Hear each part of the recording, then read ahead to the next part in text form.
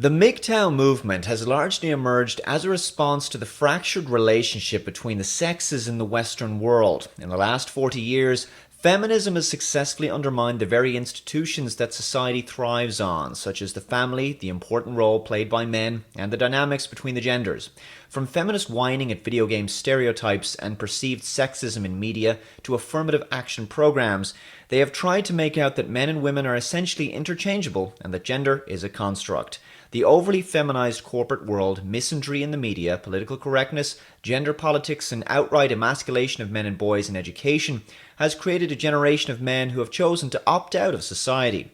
This demographic ranges in age between 15 to 35 and is growing steadily. Men are not even permitted to express their dejection at how unfair the system has become and are simply told to man up and deal with it. Marriage is no longer a healthy and positive institution within society. It's become an all too risky endeavor for men, with divorce and child custody laws favoring women in every respect.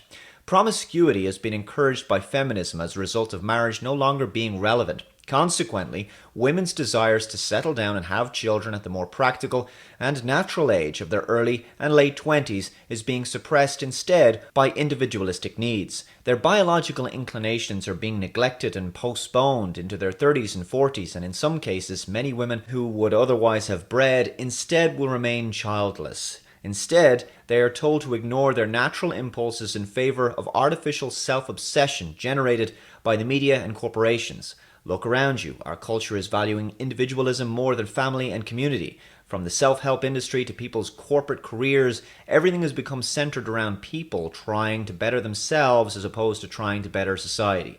If we teach a generation of women to treat men with suspicion and fear and value materialism such as fashion, wealth, body image, beauty magazines, and consumerism, men are going to be less likely to settle down with these women.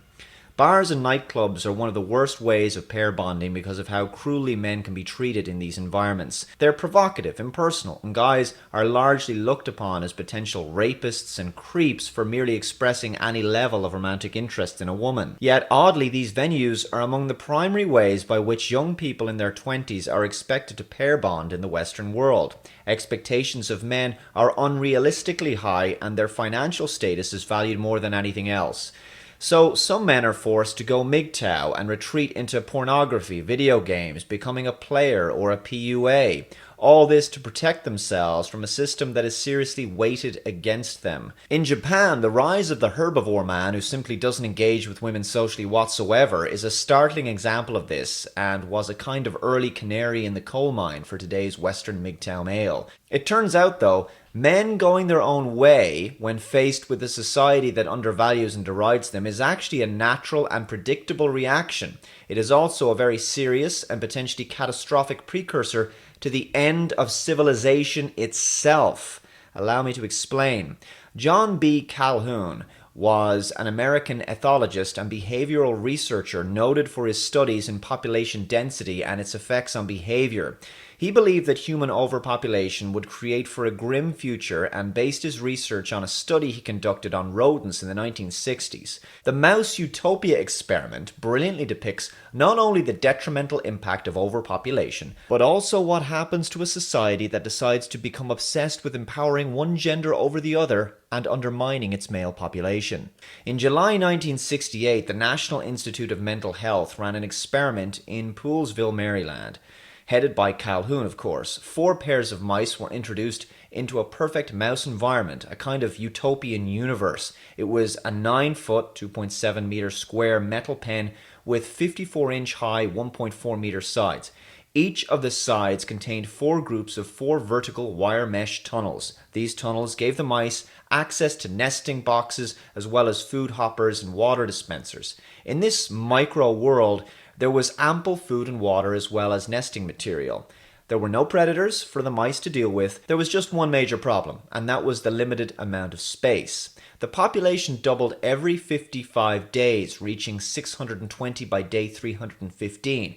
Then the rate of population growth dropped massively. The last surviving birth was on day 600. The following is an excerpt of the study from Wikipedia.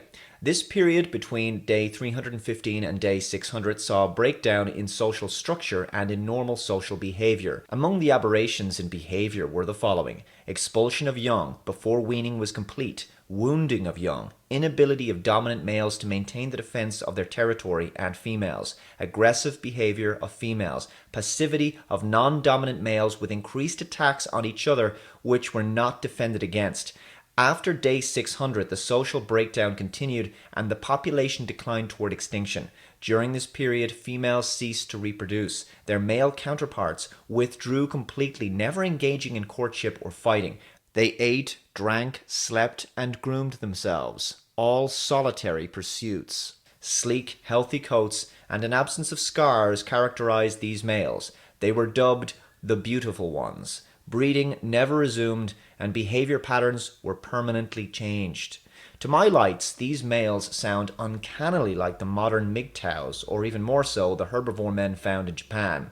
Is the presence of mgtow a natural byproduct of social decay? Is it a natural defense mechanism for males who are poorly treated or no longer able to function in a world that has become too overcrowded and too socially corrupted to care for their needs? If mgtows are a human analog for the beautiful ones, then human civilization may be doomed. Perhaps modern extremist politics, which attempts to control large populations but only serves to accommodate irrational progressive liberal thinking, is an analog to the social disorder that Calhoun spoke about.